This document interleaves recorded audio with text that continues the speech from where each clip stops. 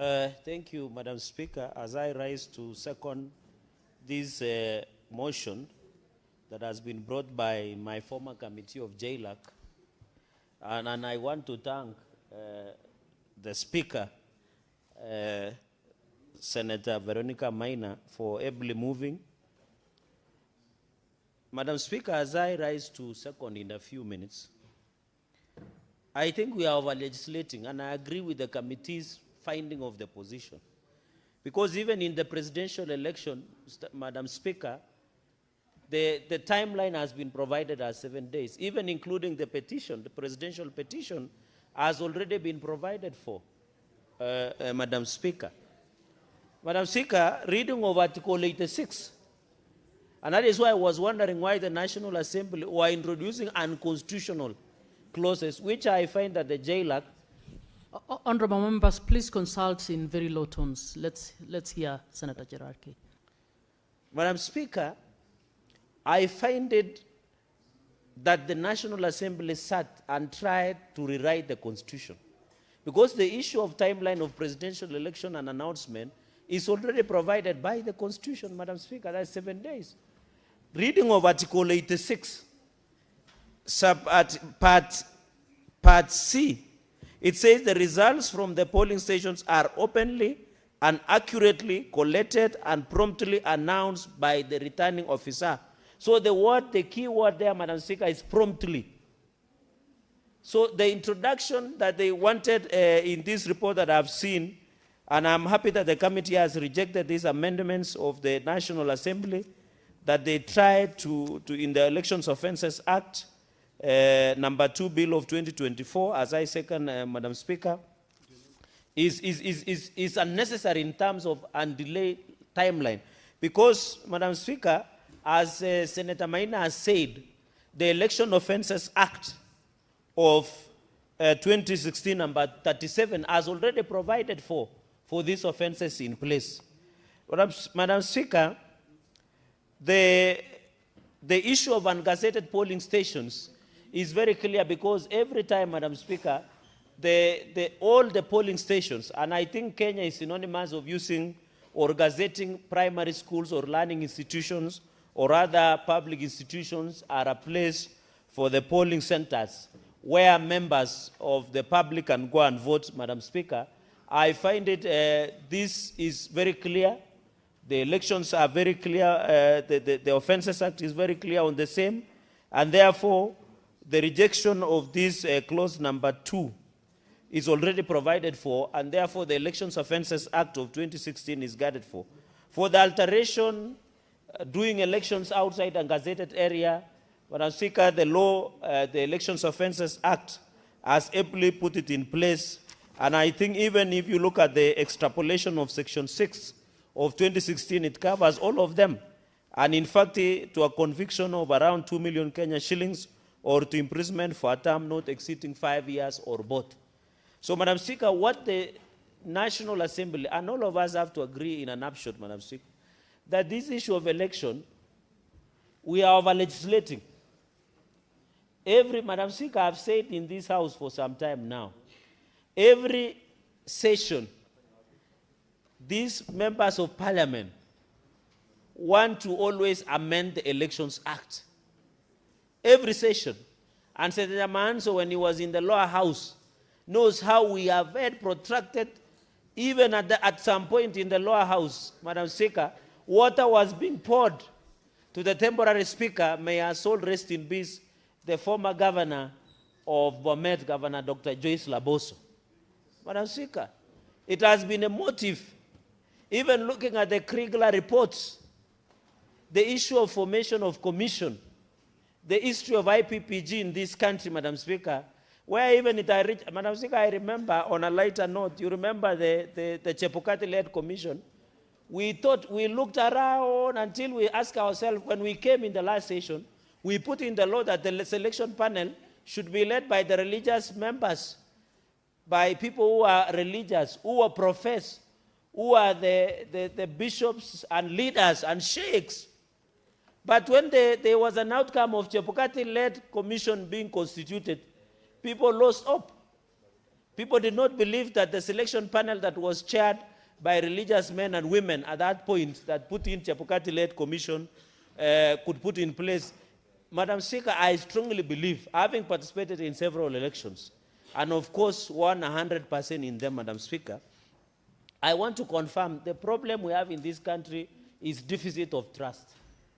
It is not about the commission. It is not about the commissioners. It's not about Kenyans. Our political rights are anchored in Article 38. Article 86 provides that the election process should be simple, verifiable, and accurate, Madam Speaker. The problem we face in this country, even in the curricular report, is the deficit of trust. Madam Speaker, I was watching the other day, you know, we went to Brazil some times back when I was the chair JLAC, and we visited and went and studied on how the electoral process of Brazil operates. And I remember at that time, the current president, Yusuf da Silva, Lula, we went and met them. He was incarcerated. The president then was Bolsonaro. They call Trump of the North of America, Madam Speaker. And I reached a point that that system is so efficient, Madam Speaker, by the time you close a polling station at 5 in Brazil, within few minutes you know who is the winner. From all the elections up to the president. And that is why, funnily enough, President Bolsonaro, before he was defeated by Lula, wanted that system that has been developed by the Brazilians to be changed to the paper. Just the way what President Trump wanted. So, but when you talk to the systems of elections in the Brazil, Madam Speaker, they are very efficient. They are very accurate. And they have developed their own system, which they believe, so that we don't have cases of Jose Camargo, the Venezuelan Smartic issue, Madam Speaker, that has given the credibility. And you remember, Madam Speaker, when the Dian of Kenyan politics, His Excellency Right Honorable Amolo Odinga at point has been the boiling point that the servers be open. Although Kenyans misinterpreted servers to mean other things in the streets there. Because at that time when the Supreme Court matter was being listened, you remember we were being told in France people are sleeping. We are in the Supreme Court, Madam Speaker. The reason this country, Madam Speaker, is the deficit of trust, is the belief in the institutions, Madam Speaker. And as I conclude, I want to borrow the words of when President Obama came to Egypt and addressed that the reason first world countries develop is they have so much belief in their institutions as to oppose to their personalities. And that is what is facing this country.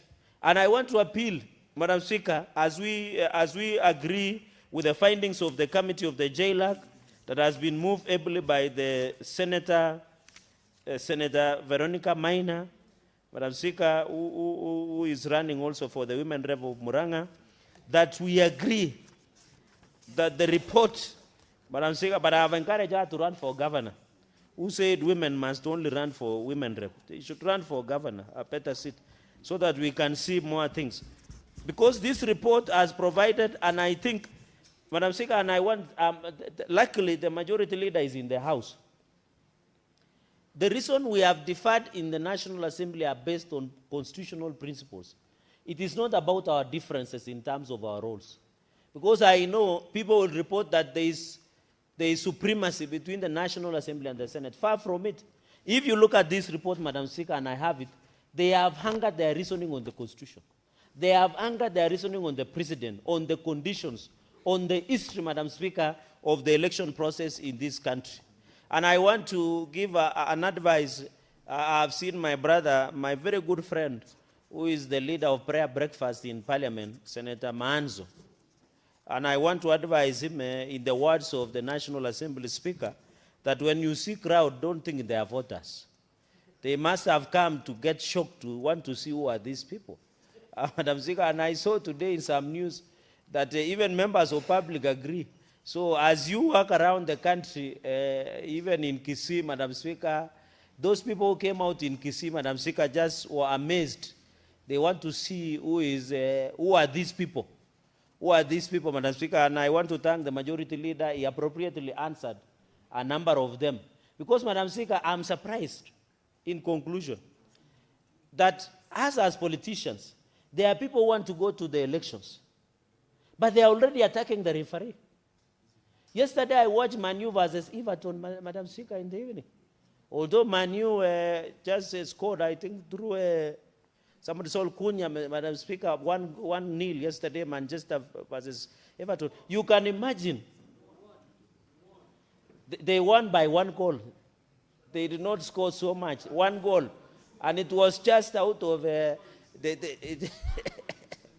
but they got the points, but imagine if Manchester United or Everton, Madam Speaker, started beating up the referee. There would be no game or licensed. So in any election, I have seen the members of United Opposition have started beating drums of attacking the IBC, of attacking the ref. Then if you don't believe in the process of election, why would you participate in the election, Madam Speaker? That is the whole point. Don't attack the ref, don't attack the linesman. If you are a spectator, we don't want to see. We want us to believe in our institutions.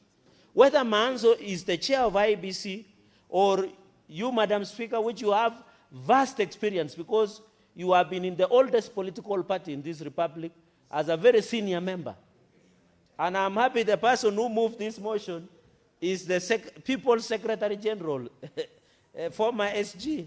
And Madam Speaker, on a lighter note, this house is becoming 2 formers. Now we had a former SG of ODM, now we have former SG of UDA, and I know there are people, even former chief whip, you know, people are becoming formers without realizing, Madam Speaker. So that is why I'm saying we must believe in the institution, the IBC that has been provided. And I want to appeal to our colleagues, and I know, Senator Manzo, you are a good man. I saw you praying in America. If your prayers have reached America, you should believe in the electoral process of this country. We don't want to, Madam Speaker, to believe in an institution. If we attack IBC today, and I saw them presenting their budget policy statements to the National Assembly, I think they want 40 billion plus. What we should be pushing, colleagues, is to give capacity and ability to IBC in terms of adequate funding so that they can do continuous voter registration, they can build capacity of their staff and the commission so that they can do a credible process instead of attacking and undermining the IBC, Madam Speaker. So I want to believe that this report, Madam Speaker, is also emanating, if I'm reliably informed, from the NADCO reports, one of them, Madam Speaker. Let us sort, but to the Kenyans, the problem is not with the elections law. The problem is with us that do not believe or have a mistrust among ourselves, Madam Speaker. With those many remarks, Madam Speaker, allow me to end there, and I beg to second. I thank you, Madam Speaker. Honorable Senators, I propose the question that the National Assembly amendments to the Election Offences